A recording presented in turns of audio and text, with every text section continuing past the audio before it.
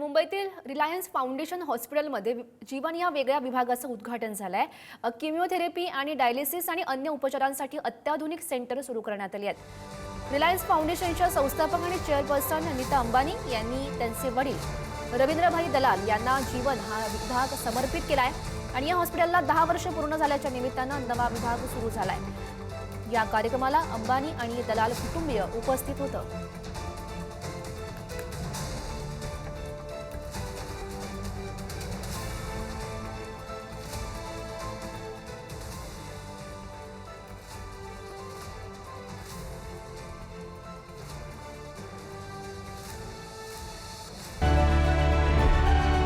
Jeevan is my dedication as a daughter to my father, Shri Ravindra Dialysis and other special।